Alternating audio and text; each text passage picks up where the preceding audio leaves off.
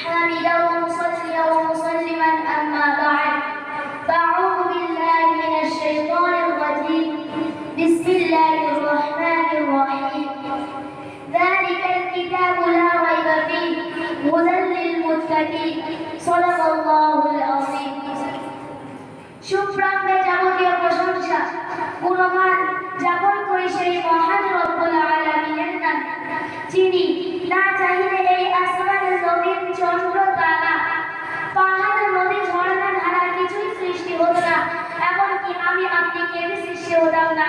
তার নামে আমরা লক্ষ কোটি শুকরিয়া জ্ঞাপন করি, সকলে বলি আলহামদুলিল্লাহ। শান্তি বর্ষিত হোক, অবতীর্ণ হোক সেই আহমদে মুস্তাফা মুহাম্মদে মুজতবা শামসুজ্জাহা বদরুজ্জাহা, যিনি দণ্ডায় পার হলে আসমান গর্ববোধ করে, যিনি বসিরে ধরণী আনন্দ উপলব্ধি করে, যিনি হাসিরে জান্নাত আপন সুন্দর জনকে পায়, যিনি কাঁদিলে জাহান্নাম ভয় পায়, যার মুখের উজ্জ্বলতায় দিন আলো ফিরে পায়, যার চুলের কৃষ্ণতায় রাতও হার মেনে যায়, যার সুগন্ধে মিশকে আম্বার আপন খুশবু ফিরে পায়, যার পরশ পুরে জাহান্নামবাসী জান্নাতবাসী হয়, তার উপর বর্ষিত হোক লক্ষ কোটি দরুদ ও সালামের ঝর্ণা ধারা। সকলে বলি সাল্লাল্লাহু আলাইহি ওয়াসাল্লাম। নির্ধারিত সময়ের অনুকূলে নির্বাচিত বিষয়বস্তুকে ফুটিয়ে তোলার উদ্দেশ্যে ক্ষুদ্র কিছু প্রয়াস নিয়ে আমি আজ আপনাদের সম্মুখে দণ্ডায়মান। আমরা সকলেই জানি আমাদের সারা পৃথিবীর মধ্যে সর্ববৃহত্তম দেশ হচ্ছে এশিয়া মহাদেশ। এই এশিয়া মহাদেশ নয়, পুরো পৃথিবীর মধ্যে সবচেয়ে বেশি সংখ্যক মানুষ আছে, সবচেয়ে বেশি সংখ্যক মানুষ হচ্ছে খ্রিস্টান ধর্মের, কিন্তু আমাদের ইসলাম ধর্ম হলো সবচেয়ে শান্তিময় ধর্ম। আমাদের ইসলাম শব্দের অর্থ হলো শান্তি। আমাদের এই ইসলাম ধর্ম চলে আসে পৃথিবী সৃষ্টির আদি লগ্ন থেকে। পৃথিবী সৃষ্টি হওয়ার আগে থেকে হযরত আদম আলাইহিস সালামের মাধ্যমে, এবং এই আদম আলাইহিস সালাম যখন থেকে সৃষ্টি করা হয়েছে তারপর থেকে আমাদের এই ইসলাম ধর্মটি শুরু হয়েছে। কিন্তু বেধর্মীদের মতে, যারা বেধর্মী তারা বলেন যে ইসলাম ধর্ম শুরু হয়েছে, এই ইসলাম নামক ধর্মটি শুরু হয়েছিল হযরত মুহাম্মদ সাল্লাল্লাহু আলাইহি ওয়াসাল্লামের জন্মের পর থেকে। এবং আমাদের ধর্মগ্রন্থ আল কোরআন সেই নির্ভুল ধর্মগ্রন্থ, যার মধ্যে কোনো ভুল নেই, যেটি ভুল ধরার জন্য অনেকে বড় বড় বিজ্ঞানীরা সেটাকে নিয়ে গবেষণা করেছেন, কিন্তু আজ পর্যন্ত এক চুল পরিমাণও ভুল ধরতে পারেনি, এবং কিয়ামত পর্যন্ত এক চুল পরিমাণ ভুল ধরতে পারবে না। সেই কোরআনের সূরা বাকারার মধ্যে আল্লাহ তাবারক তাআলা বলেছেন, যালিকাল কিতাবু লা রাইবা ফীহি হুদাল লিল মুত্তাকিন, অর্থাৎ আমি এই নির্ভুল কিতাবকে সৃষ্টি করেছি, এর মধ্যে ভুল কেন, ভুল থাকার কোনো সন্দেহই নেই, এটি আমি তোমাদের জন্য সৃষ্টি করেছি। অন্য ধর্মের ধর্মগ্রন্থ কোনো মানুষ অথবা কোনো মনীষী লিখেছেন, কিন্তু আমাদের ধর্মের ধর্মগ্রন্থ কোনো মানুষ লেখেননি, কোনো মনীষী লেখেননি। আমাদের ধর্মের ধর্মগ্রন্থ স্বয়ং আল্লাহ তাবারক তাআলা লিখেছেন, এবং হযরত মুহাম্মদ সাল্লাল্লাহু আলাইহি ওয়াসাল্লামের কাছে জিবরাইল আলাইহিস সালামের দ্বারা অবতীর্ণ করেছেন। 23 বছর ধরে যখন যেই রকম আয়াত, যখন যেই রকম সূরা লাগবে, আল্লাহ তাবারক তাআলা কোরআনের সেই রকম আয়াত, সেই রকম সূরাকে হযরত মুহাম্মদ সাল্লাল্লাহু আলাইহি ওয়াসাল্লামের কাছে অবতীর্ণ করেছেন।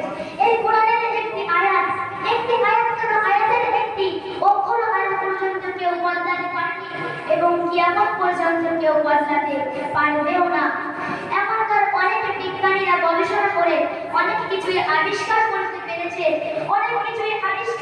পেরেছে, যেগুলি হযরত মুহাম্মদ সাল্লাল্লাহু আলাইহি ওয়াসাল্লামের দ্বারা আল্লাহ তাবারক তাআলা 1400 বছর আগে বলে গিয়েছেন। এমন কিছু জিনিস নিয়ে আমি আপনাদের সাথে আজ আলোচনা করব ইনশাআল্লাহ। আল্লাহ তাবারক ওয়া তাআলা 27 পারা সূরা হাদীদের 25 নম্বর আয়াতের মধ্যে বলেছেন যে আমি তোমাদের জন্য এই মহাপৃথিবীকে মহাবিশ্বকে নিজে হাতে সৃষ্টি করেছি।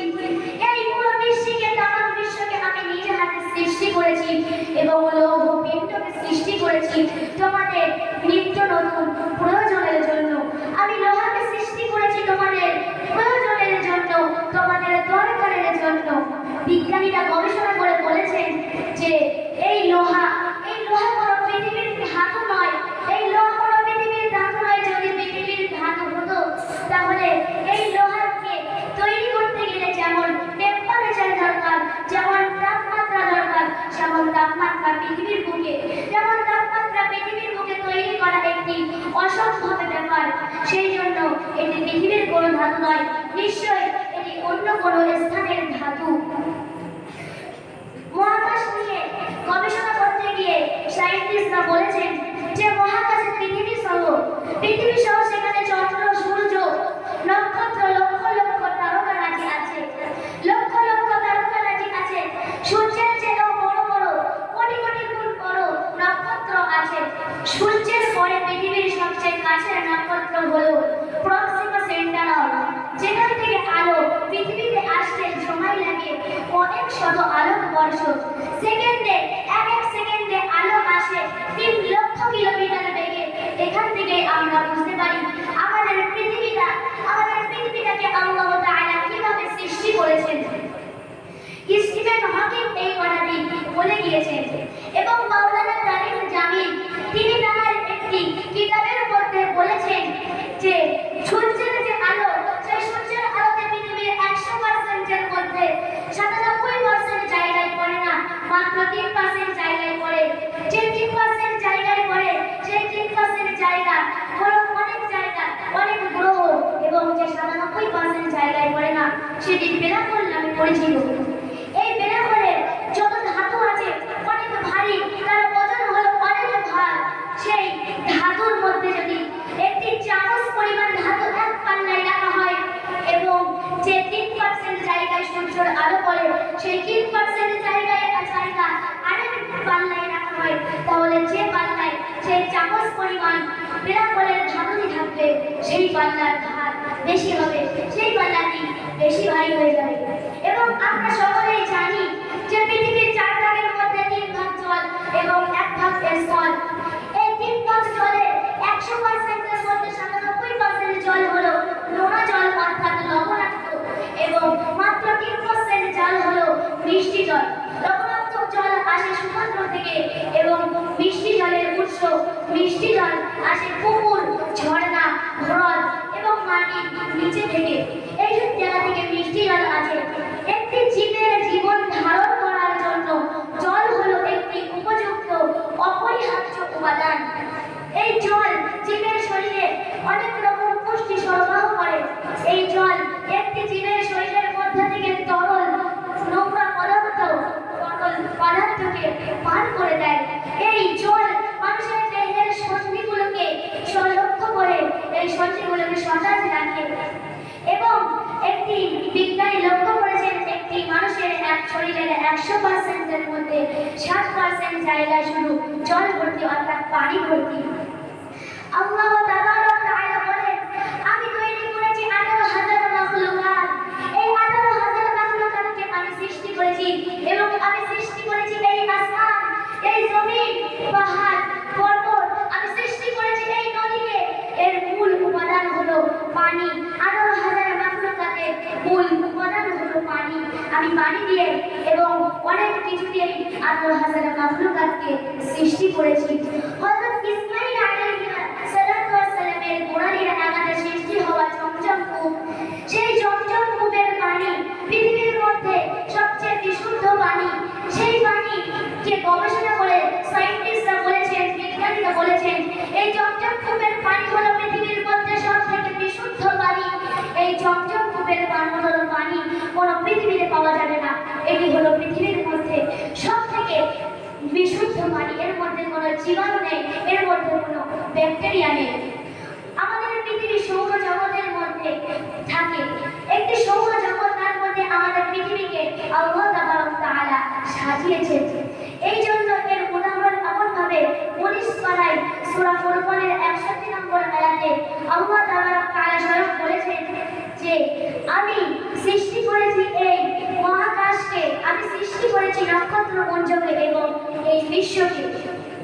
আমি এগুলোকে সৃষ্টি করেছি সূর্যকে, তার মাঝখানে একটি অন্ধকার ঘরে প্রদীপ যেমন জ্বললে তার আশপাশকে আলোকিত করে, ওই রকম আমি সূর্যকে এক জায়গায় দাঁড় করে রেখেছি এবং তার চারিপাশে সমস্ত গ্রহ উপগ্রহগুলিকে ঘোরাচ্ছি যেন সেগুলিতে আলো পড়ে। ঠিক প্রদীপের মতো মাঝখানে আমি সূর্যটাকে দাঁড় করিয়ে রেখেছি।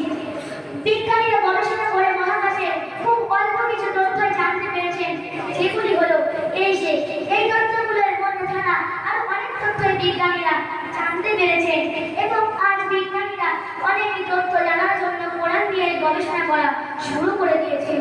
একটি মানুষের বিজ্ঞানীরা বলেছেন প্রত্যেক দিন 5 বার করে নামাজ পড়তে হয়, অর্থাৎ 5 বার নামাজের আগে আমরা 5 বার উঠু করি, 5 বার শরীরকে ধৌত করি, শরীরের কয়েকটি স্থানকে আমরা 5 বার ধৌত করি। বিজ্ঞানীরা বলেছেন এই শরীরকে 5 বার ধৌত করা, শরীরকে একাধিকবার ধৌত করতে বলেছেন। সেই জন্য আমরা মুসলমানরা নামাজ পড়ার আগে ওযুর মাধ্যমে ধৌত করি এবং নামাজ 5 ওয়াক্ত আমরা নামাজ পড়ি। এই নামাজের মধ্যে আমাদের পুরো শরীরে একটি ব্যায়াম হয়, একটি শরীর চর্চা হয়, সমস্ত অঙ্গকে আমরা কাজে লাগাই এই নামাজের মাধ্যমে। এবং আমরা যে কাপড় পরি গায়ের উপরে, গোড়ালির উপরে আমরা কাপড় পরি হযরত মুহাম্মদ সাল্লাল্লাহু আলাইহি ওয়াসাল্লামের সুন্নাতের জন্য। এবং এখনকার বিজ্ঞানীরা বলেছেন যে কেউ যদি এই গায়ের উপরে, গোড়ালির উপরে লুঙ্গি পরে বা পায়জামা পরে যে কোনো কাপড় পরিধান করে গোড়ালির উপরে এবং সূর্যের তাপ যখন সেই গোড়ালিতে পড়বে তখন একরকম হরমোন প্রয়োগ হয়, যেটি মানুষের শরীরের জন্য অনেক উপকারী একটি জিনিস। এবং আমরা যে অনেক কিছুই দেখতে পাচ্ছি যেগুলি ইসলামের মধ্যে আছে, কিন্তু সেগুলি বিজ্ঞানীরা আস্তে আস্তে আবিষ্কার করছেন এবং পরবর্তীতে আরো আবিষ্কার করবেন। আল্লাহ তাআলা এত কিছুকে সৃষ্টি করেছেন, কিন্তু আল্লাহ তাআলার বিরুদ্ধে যারা যায় তাদেরকে কিন্তু আল্লাহ ছেড়ে দেয় না। কেমন ভাবে দেখুন, আমেরিকার ব্যাপারে টেন্ডার্স বলেছিল 1 বছর পরে মানুষ আমাকে পূজা করবে, কিন্তু তার পরিণতি কি হয়েছিল? কিছু মাস পরে কেউ তার ঘাড়ে গুলি করে হত্যা করে। টাইটানিকের নির্মাতা বলেছিল ঈশ্বর চাইলেও এই জাহাজটিকে ডুবাতে পারবে না, কিন্তু তার পরিণতি কি হয়েছিল? সে মাঝ সমুদ্রে 1500 বেশি যাত্রী নিয়ে ডুবে গেল। ব্রাজিলীয় নেতা টেন্ডার্স বলেছিল আমি যদি নির্বাচনে জিততে পারি ঈশ্বর আমাকে প্রেসিডেন্ট হতে বাধা দিতে পারবে না, কিন্তু তার পরিণতি কি হয়েছিল? সে রাষ্ট্রপতি হওয়ার আগেই মারা গেল, সে রাষ্ট্রপতি হওয়ার আগেই মারা গেছে। ব্রাজিলীয় গায়ক কাবিজা মঞ্চের সিগারেটের ধোঁয়া ঘুরিয়ে বলল এই ধোঁয়াটি ঈশ্বরের জন্য, কিন্তু তার পরিণতি কি হলো? সে কিছু মাস পরে ক্যান্সারে আক্রান্ত হলো এবং মারা গেল। এবং ফেরাউন বলেছিল যে কে এই আল্লাহ যাকে আমাকে মানতে হবে? এখানে আল্লাহ কেবলমাত্র আমি, কিন্তু তার পরিণতি কি হয়েছিল? সে এবং তার সমস্ত অনুসারীরা মাঝ সমুদ্রে নীল নদে ডুবে মারা গেল।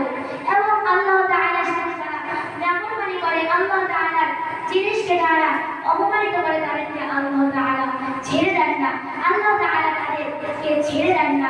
এখান থেকেই বলে যায়, অর্থাৎ আমি আমার এই কথাতেই বলে আমার ইসলাম এবং বিজ্ঞান নিয়ে কথাটি শেষ করছি। ওয়া আখিরু দাওয়ানা আলহামদুলিল্লাহি রাব্বিল আলামিন।